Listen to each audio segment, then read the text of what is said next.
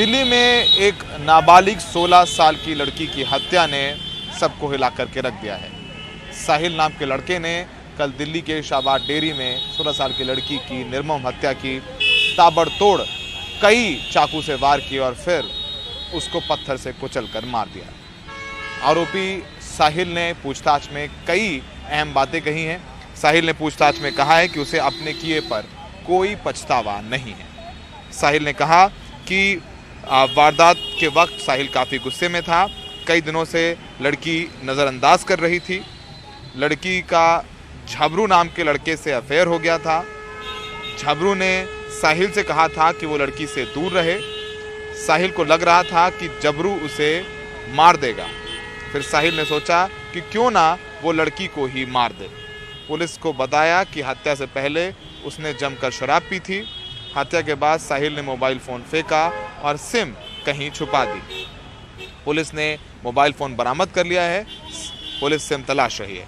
साहिल ने कहा कि एक बार पीर बाबा के कहने पर कलावा पहना, रुद्राक्ष की माला उसने हरिद्वार में खरीद कर पहनी थी। हत्या में इस्तेमाल किया चाकू अब तक बरामद नहीं हो पाया।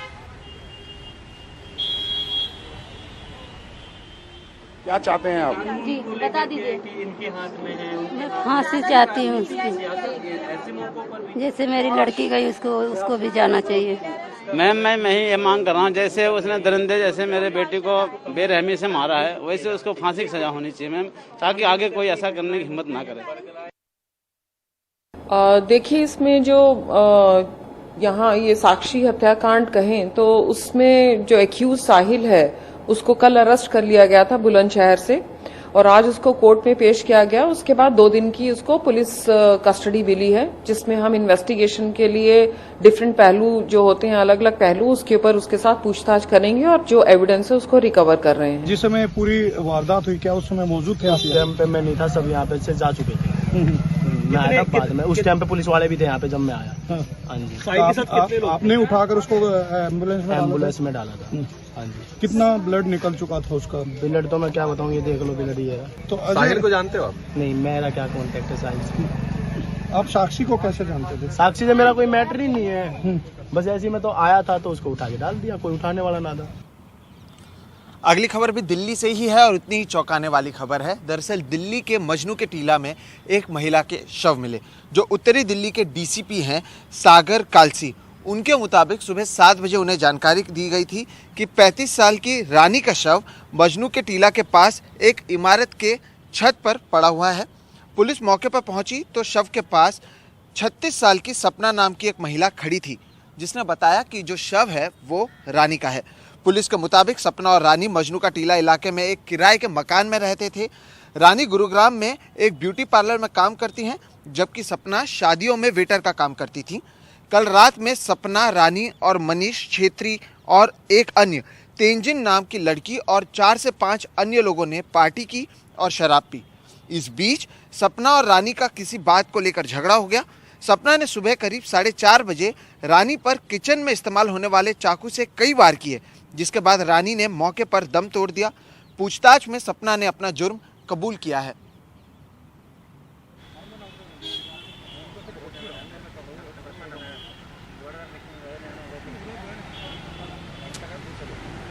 देश के उत्तर पूर्वी राज्य मणिपुर में लगातार हिंसा जारी है। इस बीच देश के केंद्रीय गृह मंत्री अमित शाह मणिपुर के दौरे पर हैं।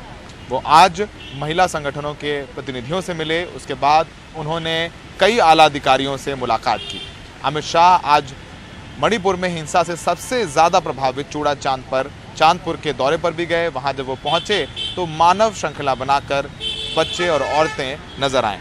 आपको बताएं कि मणिपुर में रविवार को भी कई इलाकों में हिंसा हुई, जिसमें एक पुलिस वाले समेत 5 लोगों की मौत हो गई थी।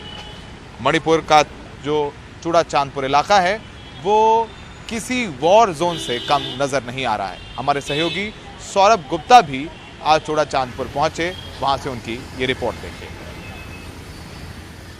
हम इस वक्त मणिपुर के चूड़ाचांदपुर में हैं और यहाँ आप देख सकते हैं जो एथनिक क्लैशेस मणिपुर में हुआ है उसका प्रभाव क्या है ऐसे इलाका पर। आप देख सकते हैं यहाँ पे घर जो है पूरी तरीके से जलाया दिया गया था और ये ऐसा जगह है जहाँ पे सारे कम्युनिटीज़ जो है एक साथ रहते थे कम से कम, लेकिन अब मणिपुर में ऐसा स्थिति है कि जो एथनिक वायलेंस शुरू हुआ है वो इस हद तक पहुंच गया है कि अगर आप यहाँ के ये तस्वीर देखें तो आपको लगेगा यहाँ पे कोई युद्ध हुआ है, ऐसा लगता है इन तस्वीरों को देखकर। तो कहाँ तक ये हिंसक जो स्थिति है चला गया है, ये आप इन तस्वीरों को देखकर अनुमान कर सकते हैं। लेकिन अब देखिए यहाँ पे गाड़ी जो है पूरी तरीके से जल चुके हैं।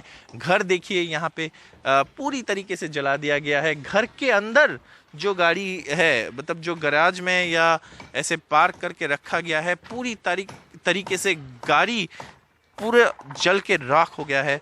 आप देख सकते हैं यहाँ पे पूरा डैमेज जो है दिखाई देता है। और अब यहाँ पे सरकार द्वारा प्रयास किया जा रहा है कि स्थिति पर काबू पाने के लिए और एक समाधान निकालने के लिए यहाँ पे जो भारत के गृह मंत्री हैं अमित शाह, वो मणिपुर पहुँचे हैं। उनका चुराचांदपुर आने का भी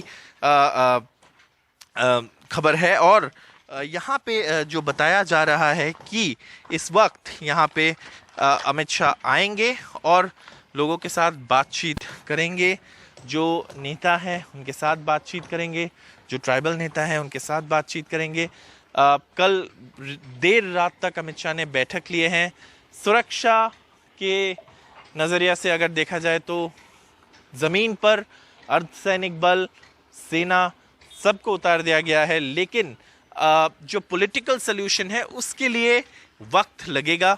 अमित शाह मणिपुर आए हैं क्योंकि उनके तरफ से पॉलिटिकल सल्यूशन क्या हो सकता है इसके ऊपर चर्चा होगा। ना सिर्फ जो फिजिकल डैमेज आपको दिखाई दे रहे हैं, जो एक सामाजिक संतुलन रहते हैं उसमें भी कुछ हद तक एक डिसबैलेंस हुए हैं इस एथनिक वायलेंस के कारण।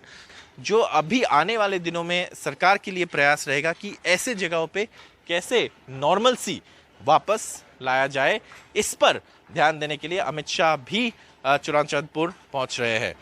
कैमरा पर्सन संजय चक्रवर्ती के साथ चुराचांदपुर मणिपुर से सौरभ गुप्ता, एनडीटीवी इंडिया।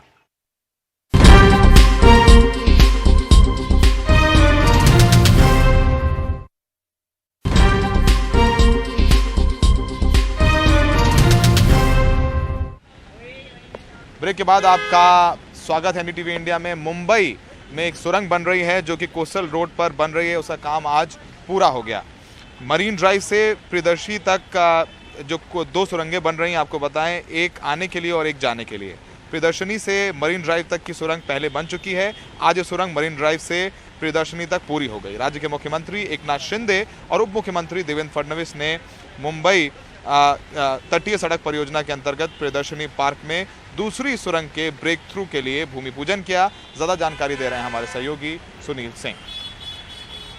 मुंबई के पश्चिमी समुद्र किनारे बन रहे मुंबई कोस्टल रोड का सभी को बेसब्री से इंतजार है और एक उम्मीद है कि दिसंबर 2023 तक पूरा हो जाएगा। लेकिन जो सबसे बड़ी बाधा थी वो था सुरंग का पूरा होना, और आज वो ऐतिहासिक मौका था जबकि सुरंग जो कि मरीन ड्राइव से होकर प्रियदर्शनी पार्क तक जो बननी थी आज पूरी हो गई है। ये हम देख रहे हैं टीबीएम मशीन, जो कि देश की सबसे बड़ी टीबीएम मशीन है, और इस मशीन ने ज़मीन फाड़ कर अभी आज बाहर निकली है।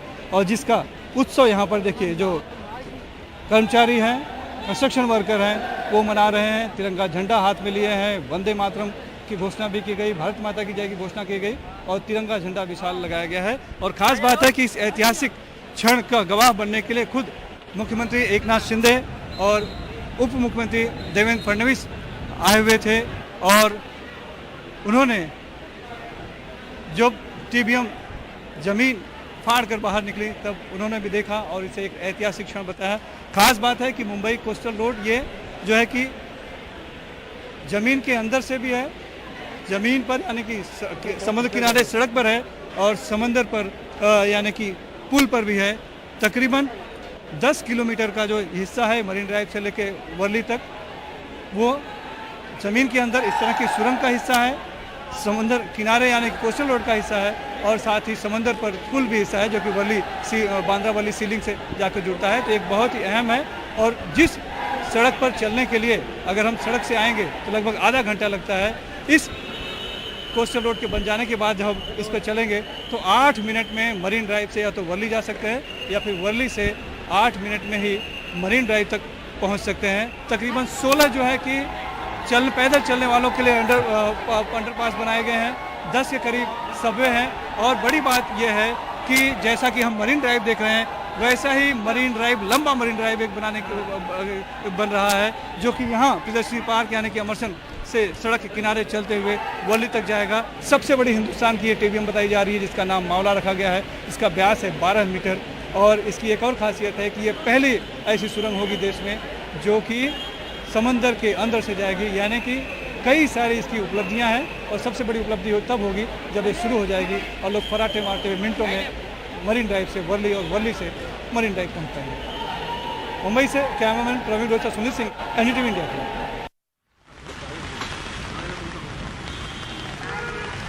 तब सीधे चलते हैं हरिद्वार, जहां पर वो पहलवान जिन्होंने देश के लिए मेडल जीते, जिन्होंने देश का नाम सम्मान बढ़ाया, वो पहलवान इस वक्त हरिद्वार में हैं। वो गंगा जी में अपने जो मेडल्स हैं वो प्रवाहित करने के लिए पहुंचे हैं। उससे पहले जब वो वहां पर पहुंचे तो काफ़ी भावुक नज़र आई। विनेश फोगाट रोती हुई नज़र आई। जाहिर सी बात है, जिस तरीके से मेडल्स जीतने में इतनी मेहनत ये पहलवान करते हैं, बचपन से लेकर हर रोज़ सर्दी गर्मी बरसात रोज़ का अभ्यास करना पड़ता है। और उसके बाद जब सुनवाई नहीं हो रही, जिस तरीके से रविवार को इनको यहीं जहां जंतर मंतर पर हम खड़े हैं बलपूर्वक हटाया गया, उस दिन ये पहलवान मांग कर रहे थे कि वो मार्च करेंगे नई संसद भवन तक, जिसका उस दिन उद्घाटन भी था।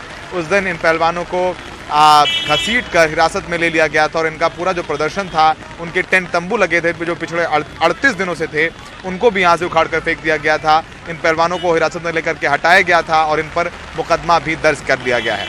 और ब्रिजभूषण शरण सिंह की गिरफ्तारी की मांग कर रहे हैं ये सारे पहलवान और इस वक्त हरिद्वार पहुँचे हैं। ये सभी भावुक हैं, सबकी आंखें नम हैं और काफ़ी जो दूसरे ओलंपियन हैं, चाहे वो अभिनव बिंद्रा हो, चाहे वो नीरज चोपड़ा हो, सब इन पहलवानों के फेवर में ट्वीट कर रहे हैं। फिलहाल बहुत दुखद तस्वीरें हैं। इस वक्त भावुक विनेश, साक्षी अपने मेडल लेकर के गंगा के तट पर बैठे हैं हरिद्वार में।